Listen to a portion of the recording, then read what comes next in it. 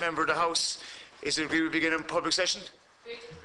Just before we bring in our witnesses, to remind members that on Thursday morning we have two parts to the meeting, and in the first part we'll have the agenda and the minutes from the last meeting, and correspondence will be all addressed at the meeting on Thursday morning. So that will be on the first item in the first session on Thursday morning will be the minutes of the last meeting and the correspondence and dealing with the work programme as well. Okay? At 9:30, yeah. And there'll be two parts to that meeting. Okay? Is there anyone who has any matter before we bring in our witnesses? We're all happy enough? They're already in. Okay, they're already in. Very good.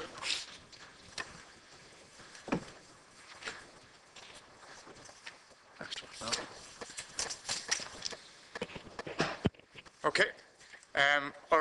We have apologies from Deputy Dennis Naughton, Deputy Eamon Maloney, Deputy Robert Dowds, Deputy Catherine Byrne, Senator Melda Henry and Deputy Billy Kelleher have all forwarded apologies for the meeting today. Have you any other apologies to be given? No. Deputy Troy? That's okay. That's fine. Thank you. And thank you for being here. Yeah. And I want to thank the members for being here at 5 o'clock this afternoon. I know it's an awkward time for members. Okay.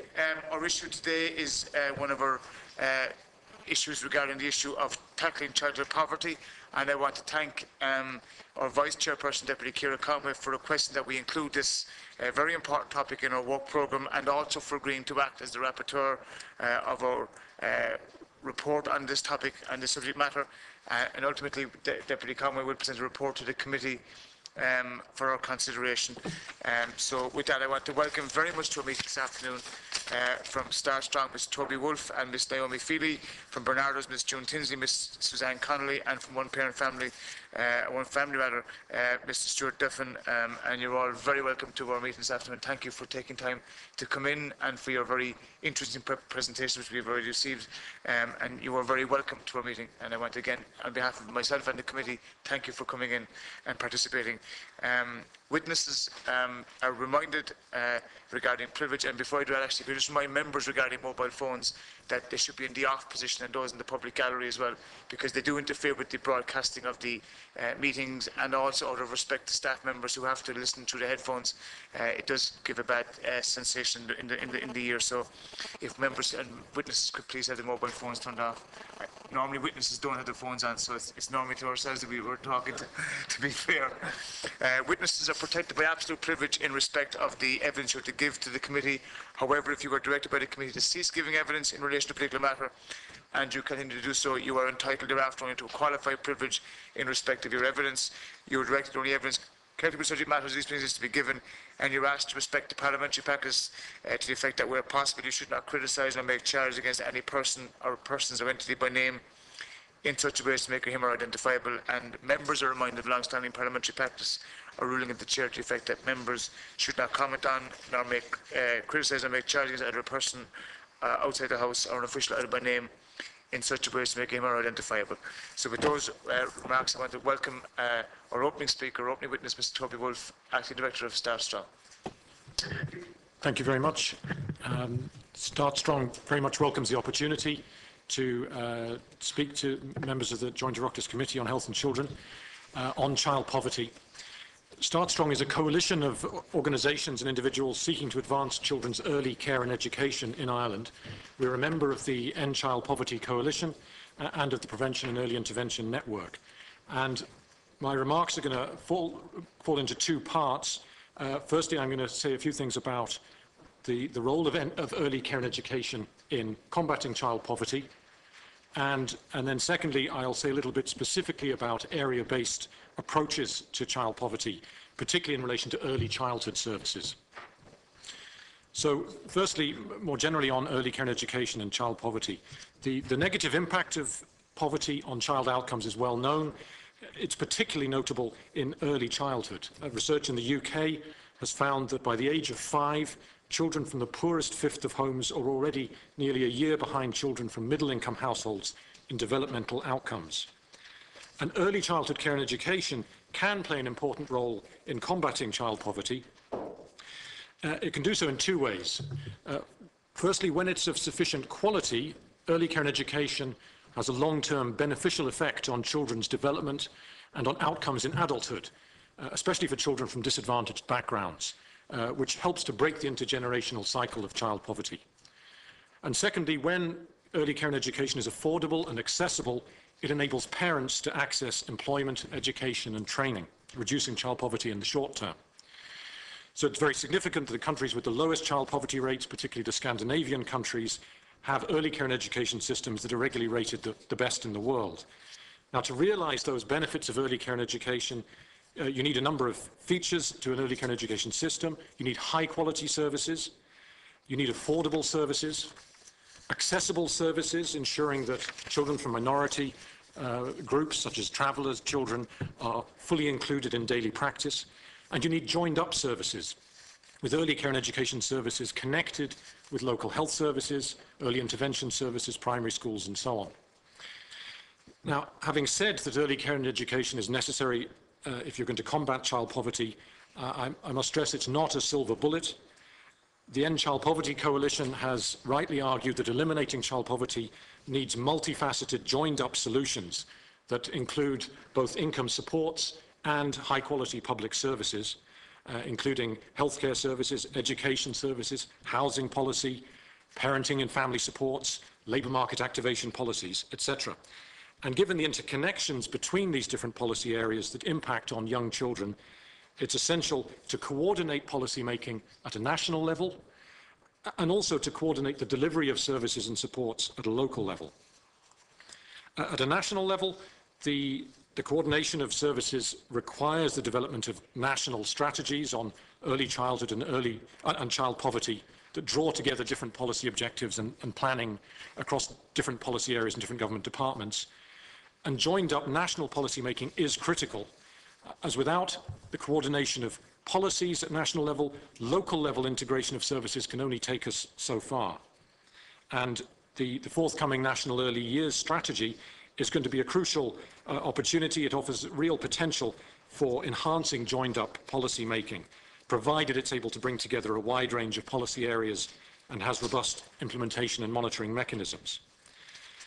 In terms of local level joining up of services and supports, in our Children 2020 report a couple of years ago, Start Strong proposed the development of early childhood hubs that would link together supports for children's early care, learning, health and development, and would link together services outside the home with supports for families in the home. Now, there are many different models of hubs or integrated services at local level that are possible, and I'm not going to advocate any one model. I'm just going to make a couple of general remarks.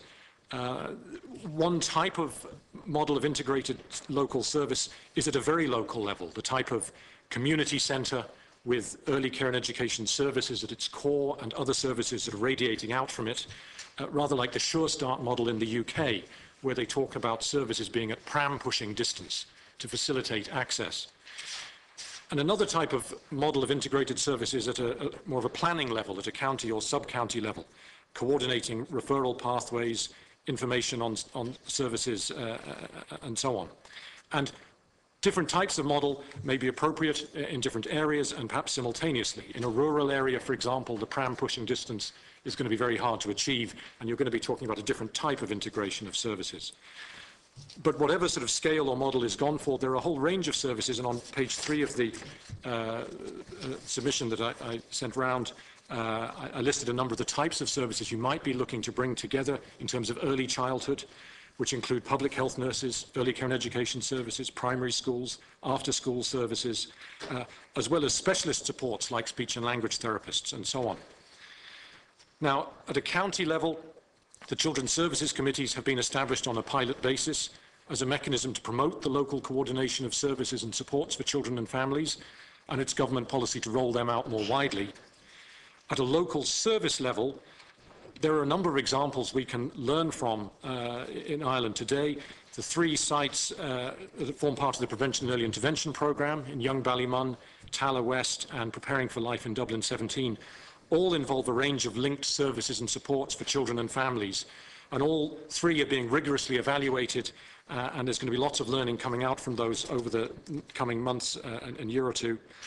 But there are other examples too that I think we can learn from. There are a range of joined up initiatives being funded through the National Early Years Access Initiative, which all involve multi-agency collaboration. There are also family resource centres operating in disadvantaged communities that provide a range of connected services and supports.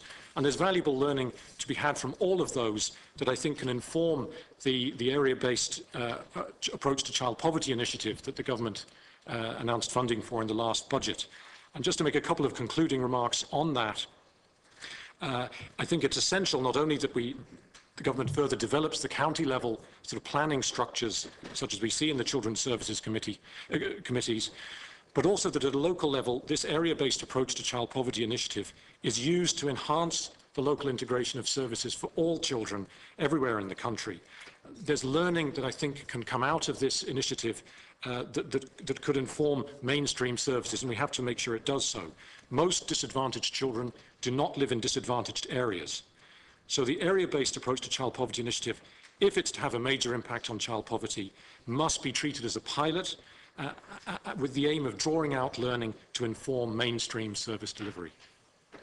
Thank you. Thank you very much indeed. And I want to welcome now from Barnardos, Suzanne, Connolly and June Tinsley. I think June is... I'll do the first. Thank you very much indeed. Thank you, Deputy. Barnardos welcomes the opportunity to present to the committee this evening. I'm here with my colleague Suzanne, who I'll pass over to in a few moments. Barnardos, as you may know, provides services to children and families in over 40 projects across Ireland. We work in some of the most disadvantaged areas of the country, and we are hugely concerned about the ongoing impact that living in poverty is having on the lives of children that we work with. Like Start Strong, Barnardos is also a member of the End Child Poverty Coalition. The most recent statistics from the EU Silk published last month show that in 2011, 9.3% of children continued to live in consistent poverty. That's up from 8.8% in 2010, and it equates to over 106,000 children. For children, living in poverty means living on poorer diets, missing some developmental milestones, suffering from more ill health, struggling in school, and increasing isolation because they're unable to participate in many activities such as going to friends' parties or swimming, or some childhood activities. For Barnardos services, we're seeing more children coming into our services hungry. We're seeing more parents struggling to meet daily costs such as food, heating and housing. We see parents under immense stress trying to cope with welfare cuts, unemployment, as well as issues such as domestic violence and addiction, and the impact all this is having on their parenting ability. The budgetary decisions in the last few years to make cuts to services and social welfare, we believe, will only achieve short-term savings as they are realistically jeopardising children's futures. Given how entrenched child poverty can be across generations and areas, Barnardos believes that combating child poverty can only be achieved through a combination of child income supports and access to quality public services. To date, as Minister Fitzgerald aptly said in the Shannon last week, we have a legacy of just providing cash payments instead of investing in services. This has resulted in the continued existence of poverty traps, which see families being financially worse off when taking up low-paid employment. We would agree that a shift towards comprehensive services is more effective in combating child poverty, allowing parents to take up low-paid jobs and enabling and supporting children to stay in education for longer.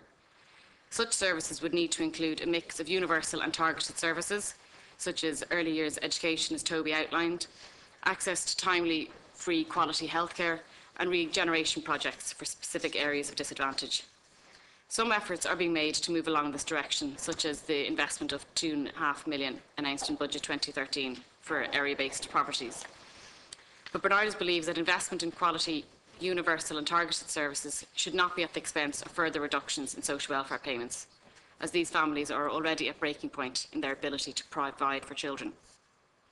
Traditionally, services for children have been developed in an ad hoc and fragmented manner, often reacting to specific circumstances or problems. Interestingly, services designed to tackle child poverty and disadvantage have been approached as separate initiatives to those designed to address child welfare and protection concerns, despite many of the same families availing of both.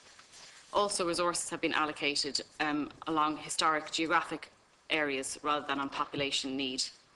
This fragmented evolution of services continues to fail to tackle the underlying causes of child poverty and has hindered the kind of prevention and early intervention models of service provision that have proven to make enormous difference in children's lives, both in the short and long term, and to break that intergenerational cycle of poverty.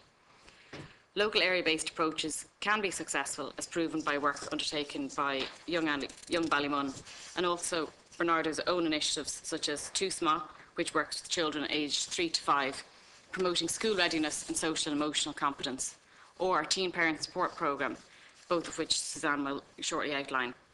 The benefits of locally developed initiatives such as those are that they are sector-led and have key cooperation with key agencies working with them in them.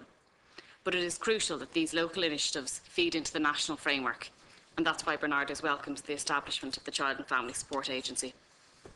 This is an opportunity to mainstream the learning and successes of local initiatives to combat child poverty at a broader systemic level by changing the way we deliver services.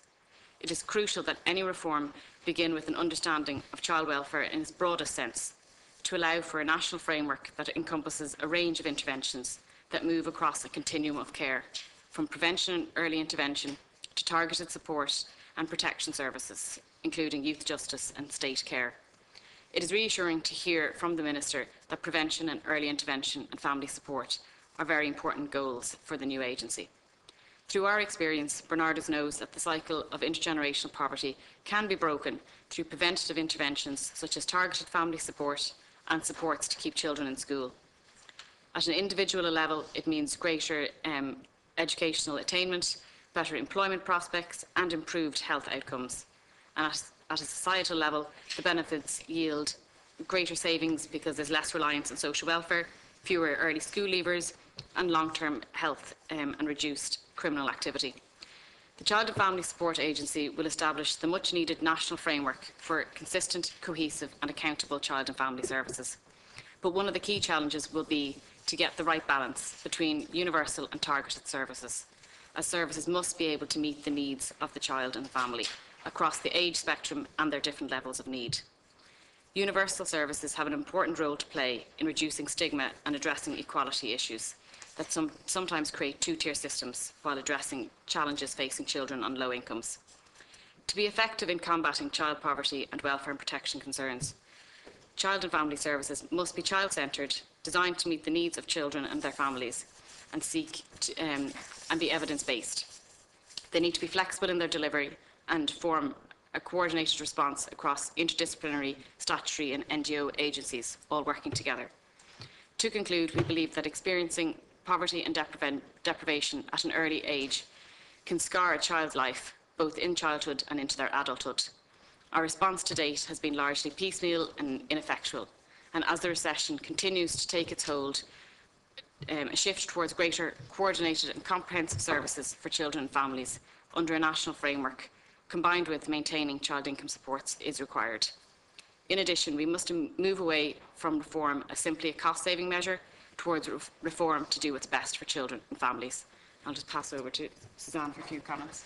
Okay, I'm just going to give you just a few examples of services which we think are very crucial in the context of tackling child poverty. And the first I want to talk a bit about is the Teen Parenting Project, which is a national project of which Barnardos runs some of those services. And just to give you an example of where this is working really effectively, is the aim of one of the programs we run is to ensure that young mothers who become pregnant remain in school. And our idea behind that is that if they remain in school, not only are they a very good role model for their own children, but also they hopefully will be able to gain employment, and as such their children will have more opportunities. And a really good example of this was that one of the teen mothers who had been through our service successfully went on to train to be a teacher herself and came back and gave grinds to other young mothers going through the service. So that's a real effective system working for both children and their parents. Another example is our Too Sma programme, which is a very comprehensive early years programme which views children in terms of their holistic needs. And the important thing is the children who come from very disadvantaged backgrounds often live in poverty of expectation as much as poverty of income. And if they have the opportunity to have an intensive, high-quality service which enables them to learn and develop and increase their expectations of themselves in small ways, because those crucial years are between 0 and 5, can often set children up for life. And one of the things that we have realised through feedback from schools is that children who've been through that intensive programme are able to settle better in school and benefit from school. A third thing we think is really important is that we work alongside vulnerable parents throughout the child's life. And some people will need support throughout their child's life to encourage the parents, to encourage the children to remain in school, and also to have high expectations for their child. And particularly for parents who are dealing with very vulnerable issues in their own lives, like alcohol addiction, drug addiction, mental health issues, it is crucial that they get the support that they need. Now, in some cases, the parents are unable or unwilling to make the changes they need to make, and in those situations we would target a lot of our work on the children or young people themselves. And that's where other services come in, and it could be through local initiatives which give them a sense of themselves. It could be sport, it could be a really good teacher. So I think you need a range of things in order to impact on children and young people's lives. Thank you very much indeed, both to Suzanne and to June, for their presentation. And now I want to welcome Mr. Stuart Duffin, Director of Policy and Programmes of One Family. Stuart, you're very welcome. Thank you very much indeed. And thank you for the committee for giving this opportunity for us to present. First of all, I apologise for the tone that I've sent you in terms of my, my catch-all area-based poverty strategy for Ireland. We took the decision to write something as comprehensive as that because in terms of my previous experience in relation to working on the poverty strategy within the Scottish Parliament, and also in terms of work that we did more recently with Madam Matera in the European Parliament in terms of her position of lone parents and across Europe. One Family is Ireland's national organisation for lone parents and those parents who are in transitions, either transitioning into a one-parent family or transitioning into a two-parent family. Fundamentally, One Family believe that an area-based approach is crucial, but that area-based approach needs to be outcome-focused.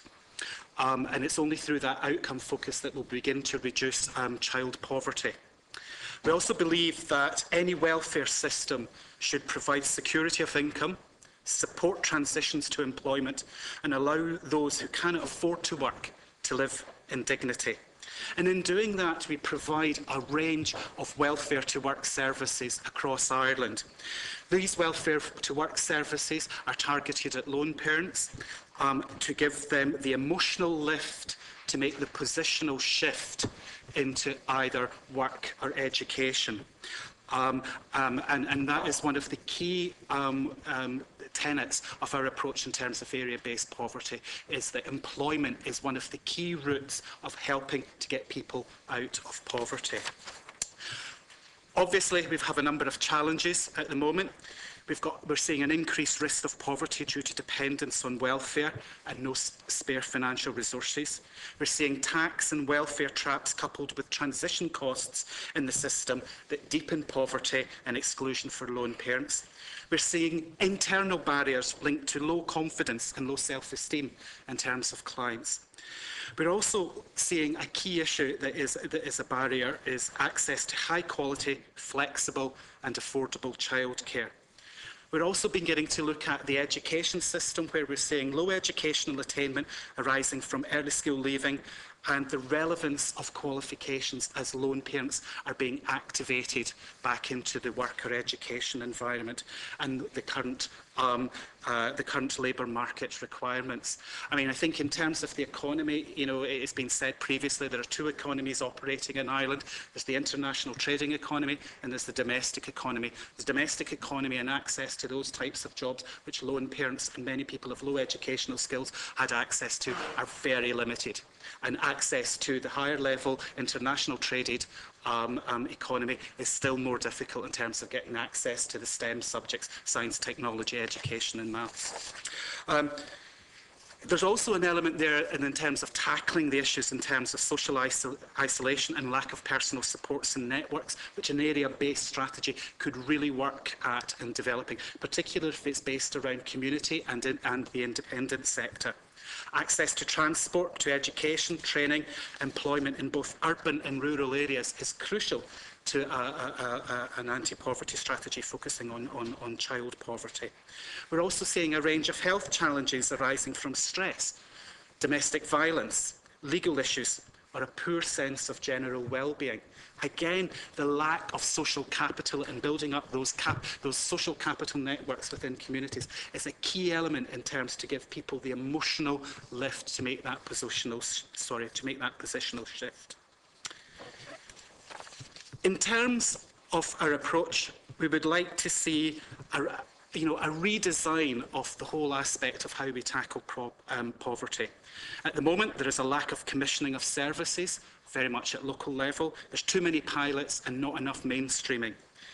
Responses tend to be unresponsive and bureaucratic, which actually doesn't help support the transitions. We're unclear about the role of state and semi-state agencies in relation to pushing forward an anti-poverty strategy.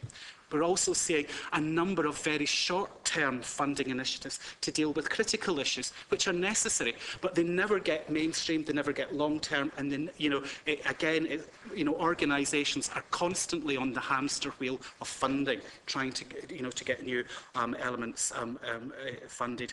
And we're seeing fragmentation across Ireland, particularly in relation to services and access.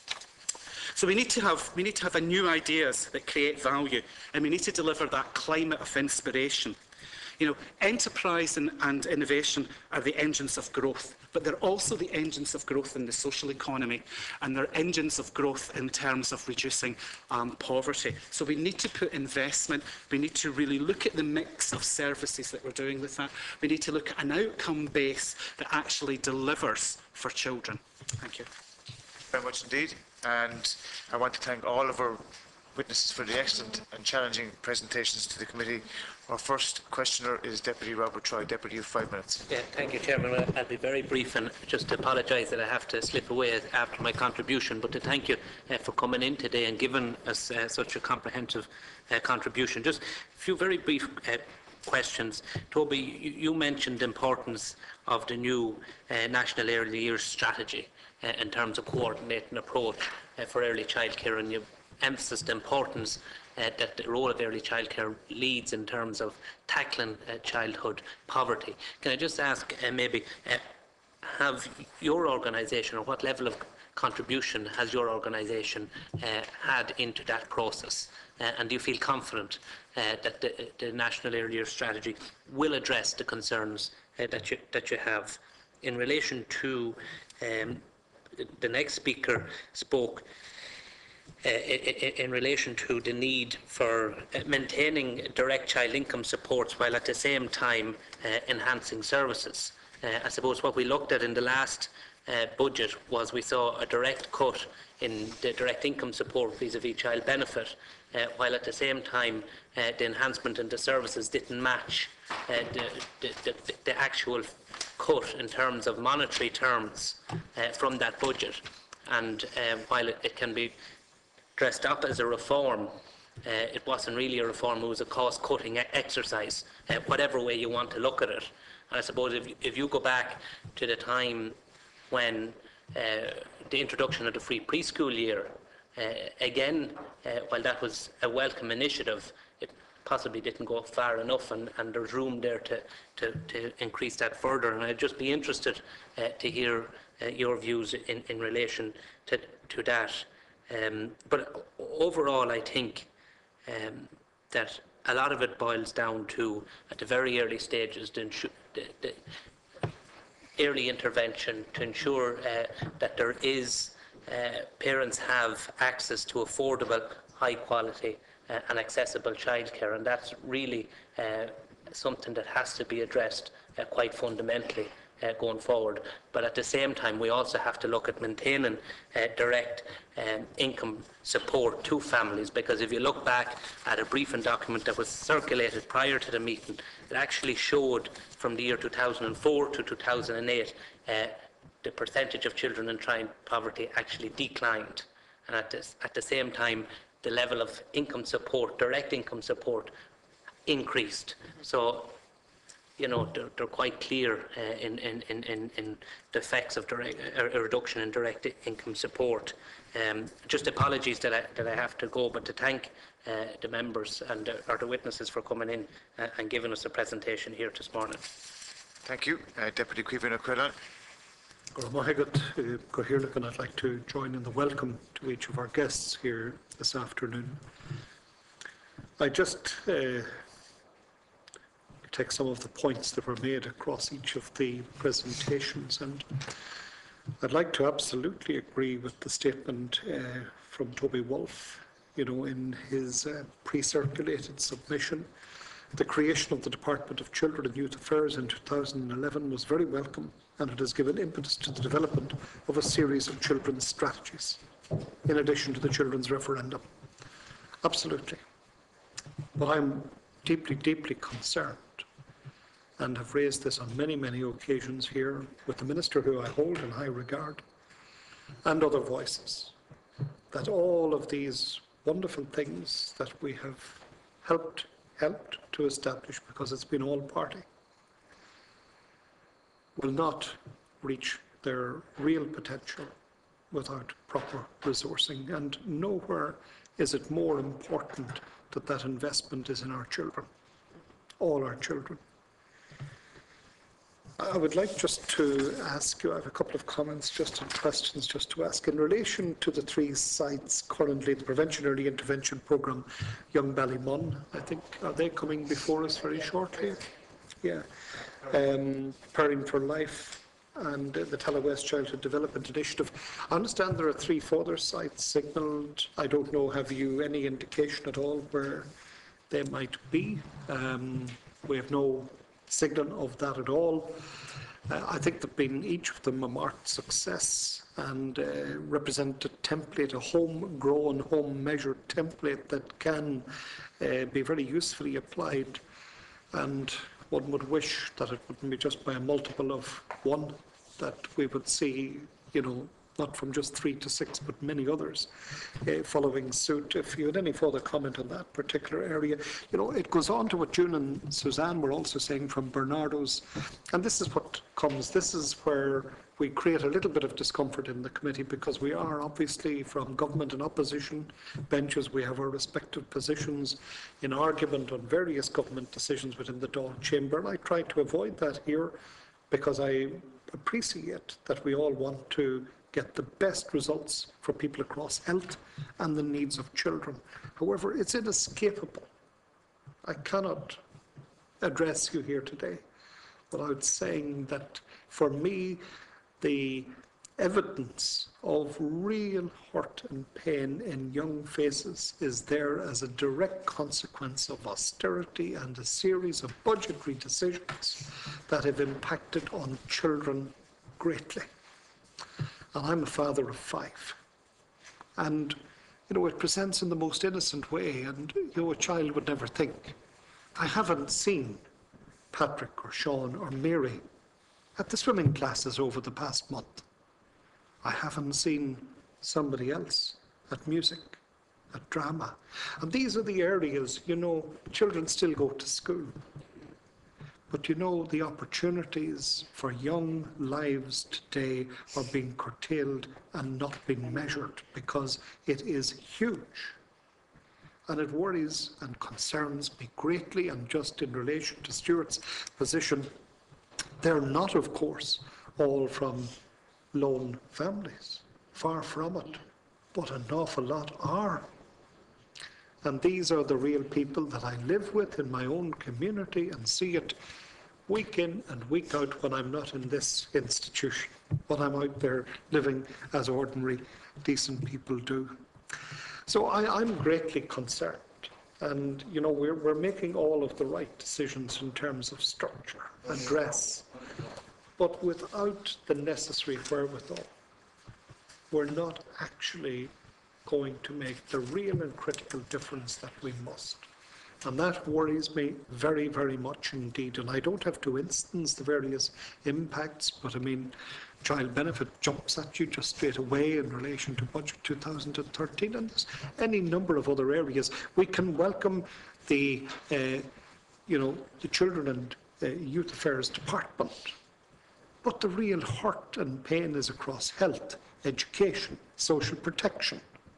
Children are being impacted in the budgetary decisions that are being made regarding all of these and several other government departments. And I just feel that there is no better comment I can pass at this moment in time than to say this has to stop. We need to see a reversal of these decisions as quickly as possible, realising that all we're doing is investing in childhood misery and real issues that will present in future years. And Shannon Lord Gillian Van Turnhout. Thank you very much. And just to pick up from where Deputy O'Quailon ended in the issues of the innocent ways in which childhood poverty can present itself. And I think that's something I have no doubt your organisations, but it does hit at home. And I think we've seen too many examples. And you're all very welcome here, and I very much welcome the focus on outcomes. I also very much welcome the focus on early intervention. I suppose my difficulty is most times when we're talking about early intervention is it seems to be that we have a system of early acknowledgement, but not intervention. And it's, for me, one of the issues will be is how we move from early acknowledgement to early intervention to really, so it's a word I think we've become more comfortable with, which is really great. But do we know its true meaning, and are we intervening as well as acknowledging? For me, also, in talking about poverty, I'd just like to explore a bit.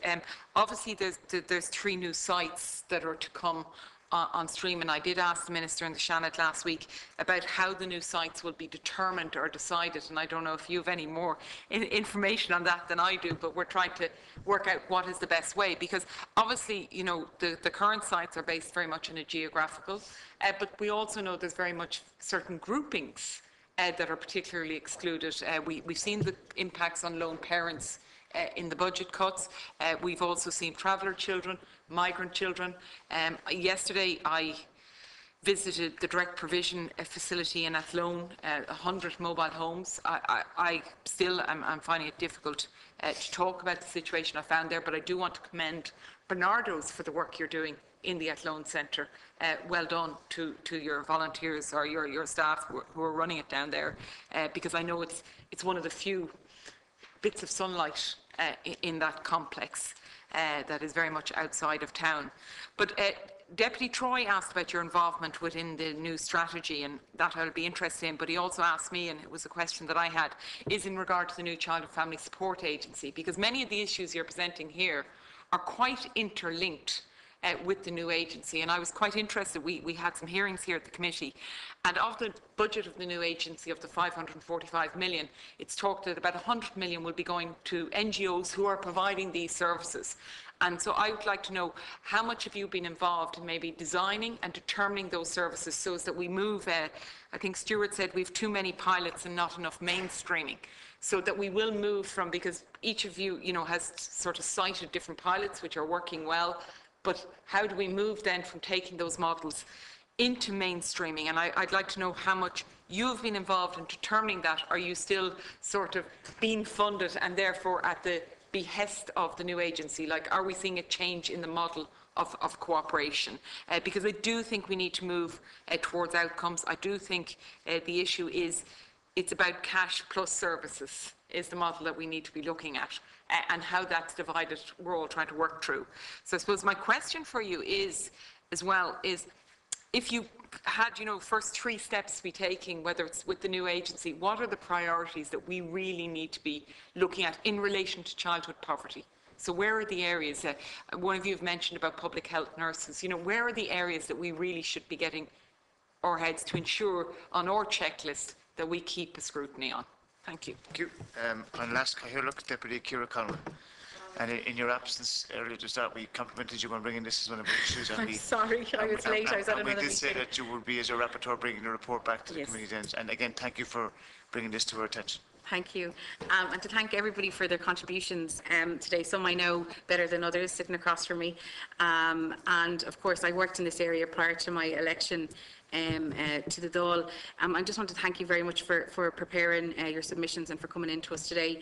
I suppose what I'm really interested in finding out about is there's no doubt that child poverty has been stubbornly high, and I don't disagree that things are more difficult than they were. There's no, questioning that.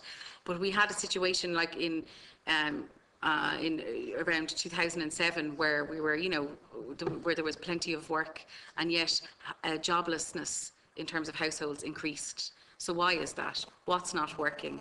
Unfortunately, this is something that has been, in the shadows in Ireland for quite a number of years, and I don't think there ever has been a holistic approach to it, and I think that's where it's always fallen down. And I couldn't agree more with what Stuart said and what Senator Van Turnhout said there about too many pilots and not enough mainstreaming. I know in my own constituency in Waterford, Ballybeg is a community that has undergone huge investment over the years in terms of the services that are provided in it, in terms of the school that's there. But that is only one of, I think, 10 in the whole country in terms of the early years intervention. Like, they were never mainstreamed, even though we can see that they're producing results. So I think the line in the budget was significant, if not a small start, but a step in the right direction in relation to the area-based approaches to poverty. To my mind, I am fully convinced that outcomes is what we need to measure, and we need to be able to do that. And I often talk about this in the HSE, that, I mean, there is no questioning that there is dysfunction in the system. But the kind of reform that's really going to deliver for children is the kind of nerdy technical reform that we don't always hear about. The accounting systems, the measurement of the kind of inputs, the measurement, how do we measure outcomes? Because as systems are currently constructed in health and in children, is efficiency, or not even efficiency, but outcomes are not rewarded. They're not identified as value for money. And I think, the kinds of things that you do in your organisations are the kinds of thinking we need to start injecting into the civil service. So I'd be really interested to hear about what kinds of things would you like to see done differently in terms of structure, in terms of a broad strategic approach that leads to good outcome-driven needs-based services, because I think that's what we all want, and particularly when it comes to children. I think, again, what's been said by previous speakers, that prevention rolls off the tongue now for people, but what does that really mean? And I think what it really means, it's not just about targets, it's about universality as well, because to mainstream something is to ensure that all children get it, and then the children who need more intensive service will be more readily identified. Because the reality is, you'll always have a cohort of children, and thank you, of cohort of children and parents who will come forward and seek help, but it's the ones that don't, and they're the ones that often go on to have difficulties in school, not always, but often, would fall out of the system. And I know that, some of the longitudinal studies show that for every euro that we invest in a child between the ages of 0 and 5, have a return of 16 euros when they come to, that's an incredible return. And I know that some of the more Scandinavian, and I know that some of your organisations were involved in about the Scandinavian model of childcare, but it's very interesting even to think about what they did when they were in recessionary times. All of the departments, not just education, not just children, but jobs, finance, local government, all of them prioritised investment in young children, and they reaped the dividends in the kinds of innovation and big companies like Ericsson that came to fruition after that kind of different thinking, different investment. But it's not going to be delivered by the Department of Children or the Department of Education. It has to be a determinant of government and of every department. Senator Cullenbrook. Very much, and thank you for all of you for the presentation that you've made here today. I think it's a very important issue, and I suppose there's a few things that I just want to touch on briefly. Just in relation to the last 10-15 years, for the amount of money we've spent on various, I suppose, trying to improve services, do people feel that we could have achieved a lot more with what we had put into it? And I think it's something that we need to look at, because I certainly do not want to see the same mistakes made over the next 15 years, because I think it's one area that I think we need to look at. The second thing that I have a real concern about in this country is our response to the need for change. And it was brought home to me by someone who worked in the UK, and they worked in a particular hospital where they identified a need to set up a new clinic dealing with a particular area. And within 3 months, they had the whole thing set up and running, totally focused in on a particular problem that I'd identified. They came back to Ireland to one of the Dublin hospitals and identified that there was a need, an urgent need to set up a clinic specifically aimed to deal with teenage pregnancies. That there was a whole team that should be built around dealing with that issue, not just about dealing with the person during the pregnancy, but also in follow-up thereafter. And they were astonished to find no effort made to take on board a proposal. 10 years later, the proposal is accepted by the particular hospital. 10 years. And they just couldn't understand why it took that period of time to adapt. And I'm just wondering, you know, when clear issues are identified, when there's a need for change, why do our services seem to take so long to respond to that need for change? What do we need to do as the people, I suppose, who are in there where policy is driven to bring about change faster? And I suppose it was also brought home to me recently where I'm involved kind of very much in periphery, where I have something like 30 children who have dropped out of school as young as 10 and 11, and we have a project running which, in fairness to Christian Brothers, are putting in 90,000 a year into. And when I raised this issue with the department are putting 47,500 into it. They spent more time on the phone trying to find out what other agency was giving funding to the project, rather than finding out from the department where else could they find funding within the department for the project. And I was just astonished by the way it was approached. And I'm just wondering, how do you change the mindset in the decision makers to make sure that we respond to change far faster than what we have done, certainly over the last 15 to 20 years? Thank you. Deputy Senator McLennan. I'd like to welcome you here and thank you very much for your presentations. Just the first question to Mr. Toby Wolfe. Your submission clearly states that most disadvantaged children do not live in disadvantaged areas. And with this in mind, can you please elaborate on what characteristics an area-based approach would need to be successful and to address this dilemma?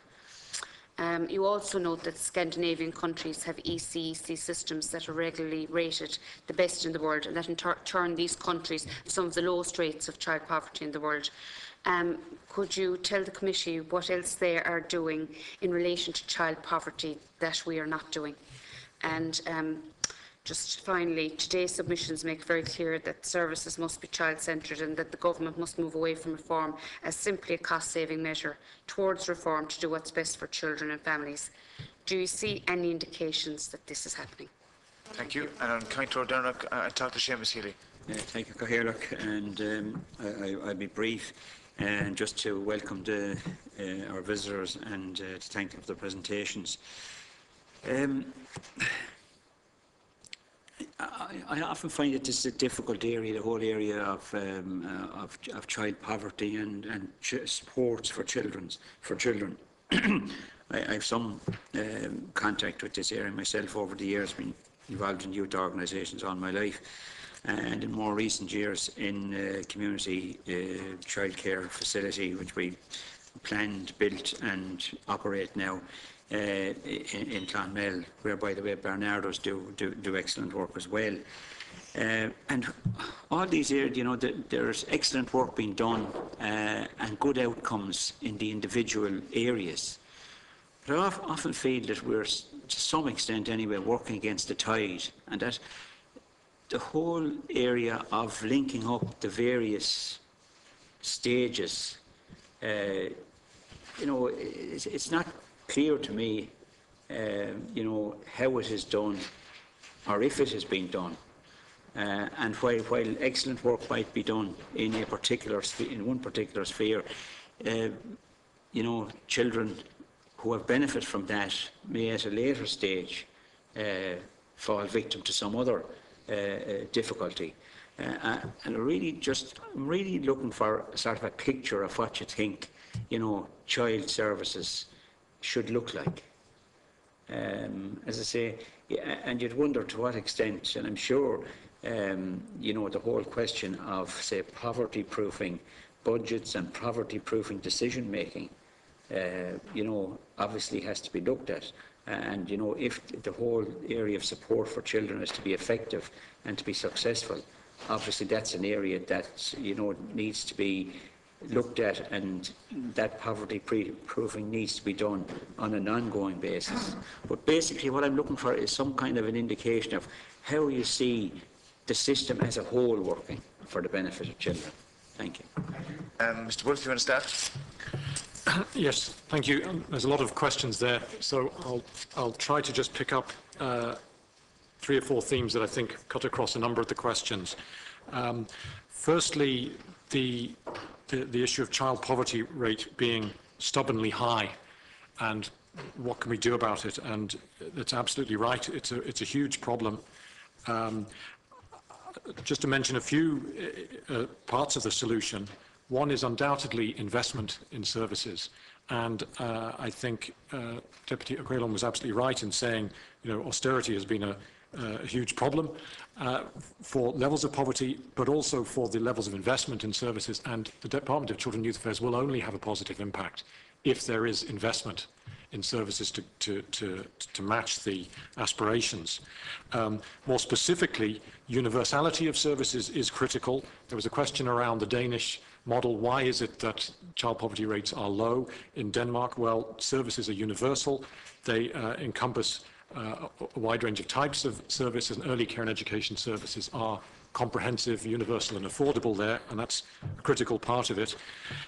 And that provision of high levels of service means that when they have labour market activation policies that support parents of social welfare into employment, the supports are there in place to make those labour market activation policies realistic. And that's I think a critical part of the Danish model. And also linked to the stubbornly high levels of child poverty, I think the focus on outcomes is very important. And in that regard, I would just highlight the importance of quality in service provision. All the research evidence says that, certainly in the area of early care and education services, they only benefit children when they're of high quality. And if you were to do outcome assessments of childcare services, you would find time and time again that childcare services that are of low quality don't yield positive outcomes for children. So the quality of services is critical. There were a couple of questions asked around the 3 new area-based sites that are being chosen. I'm not at all involved in the process of selection and don't know what's going on there, but I suppose just to say a couple of thoughts on the process and what I think could be looked for. Clearly, those sites need to be very disadvantaged areas. We want to be selecting areas that have very high levels of disadvantage so we can really impact on people most in need. But I think also, and it needs to be a transparent process also, but I think critically, in selecting those sites, I would very much hope the government looks at the potential for mainstreaming and chooses projects that offer real potential for mainstreaming, so they're not just more pilots sitting on a shelf.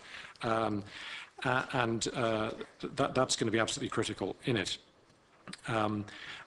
There were some questions around the Child and Family Support Agency. I think it was Senator Van Turnhout who talked about we're very good on early acknowledgement but not early intervention. And I think that's absolutely true. And I think the Child and Family Support Agency offers real potential for helping, but there are risks. And I think the particular risk I want to highlight is the risk that prevention and early intervention are going to, lip service will be paid to them, and they won't be the main focus of this organisation, which is likely to be on high-end, very intensive child protection measures. Those are critically important, of course, but the prevention and early intervention piece matters too. And I think there are risks there around budgets, that in a climate of austerity, the budget cuts will first be made on the preventative services. There are risks around the image that the agency has. It's very important. It is seen as an agency for all children and all families, and not just for disadvantaged families or problem families, because that could be counterproductive. And thirdly, I think the culture and ethos of the organisation matters. It needs to be, the preventative approach needs to be deeply embedded so that services like the family resource centres and public health nurses, if they come into the agency at a later date, feel very welcome and are able to do the preventative work effectively. And the final sort of